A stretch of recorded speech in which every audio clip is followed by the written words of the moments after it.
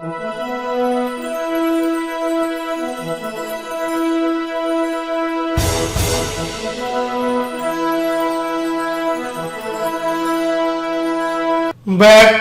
Again. আসসালামু আলাইকুম। আমি রুহুল আমিন টেকটেলিজেন্ট চ্যানেলে আপনাদের সবাইকে সুস্বাগতম। কি বন্ধুরা, কম্পিউটার চালু হচ্ছে না, পাওয়ার এলইডি জ্বলছে না, সিপিইউ এর কোনো ফ্যানই ঘুরছে না, সমস্যার সমাধান করতে পারছেন না কিছুতেই, মাথার ঘাম পায়ে পড়ছে অথচ দুশ্চিন্তা থেকে মুক্তি পাচ্ছেন না। আজ আমি আপনাদের কাছে এমন কিছু টিপস ও ট্রিক্স হাজির করব যেগুলোর সাহায্যে আপনি এই সমস্যা থেকে অনায়াসে মুক্তি পাবেন। আপনার কম্পিউটারকে অর্থাৎ নষ্ট কম্পিউটারকে খুব শীঘ্রই যথারীতি আবার আগের পর্যায়ে ফিরিয়ে আনতে পারবেন, এ বিষয়ে কোনো সন্দেহ নেই। নষ্ট কম্পিউটার ঠিক করুন এই সমস্ত পদ্ধতির সাহায্যে। আজ আমি দেখাবো যে সমস্ত কম্পিউটার চালু হয় না, পাওয়ার এলইডি জ্বলে না, কোনো ফ্যান ঘোরে না, সেই সমস্ত কম্পিউটার কিভাবে নতুন প্রাণ ফিরে পাবে। 1 নাম্বার, এই ধরনের সমস্যা ডেস্কটপ কম্পিউটারের একটি সাধারণ সমস্যা এবং এই ধরনের সমস্যাগুলো প্রায় 95% পাওয়ার সাপ্লাই থেকেই হয়ে থাকে। প্রথমে আমাদের চেক করতে হবে পাওয়ার সাপ্লাইটি। মাদারবোর্ড থেকে পাওয়ার সাপ্লাইয়ের সকল কানেকশন খুলে ফেলুন। এখন পাওয়ার সাপ্লাইয়ের 20 অথবা 24 পিনের কেবলটির যে কোনো একটি কালো পিন এবং সবুজ পিনটি একটি তার দিয়ে সংযুক্ত করে দিন। তারপর পাওয়ার সাপ্লাইটিতে পাওয়ার দিন এবং দেখুন পাওয়ার সাপ্লাইয়ের ফ্যান ঘুরছে কিনা। যদি ফ্যান ঘুরে তাহলে বুঝবেন আপনার পাওয়ার সাপ্লাইটি ভালো আছে, আর যদি না ঘুরে তাহলে বুঝবেন পাওয়ার সাপ্লাইটি খারাপ আছে। এছাড়া ফ্যান ঘুরলেও পাওয়ার সাপ্লাই নষ্ট হতে পারে।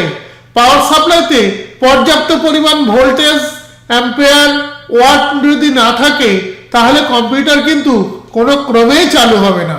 2 নাম্বার, মাদারবোর্ডের পাওয়ার সুইচ ভালো আছে কিনা একবার চেক করে নিন। এজন্য মাদারবোর্ডে এফ প্যানেল অর্থাৎ ফ্রন্ট প্যানেল খুঁজে বের করুন এবং লাল 2টি পয়েন্টে শর্ট করে দিন। জাম্পার পয়েন্ট শর্ট করে দেখুন সত্যি পাওয়ার আসছে কিনা। যদি পাওয়ার আসে তাহলে বুঝবেন পাওয়ার সুইচে কোথাও সমস্যা রয়েছে। 3 নাম্বার, র্যাম খুলে পাওয়ার দিয়ে দেখুন পাওয়ার আসছে কিনা।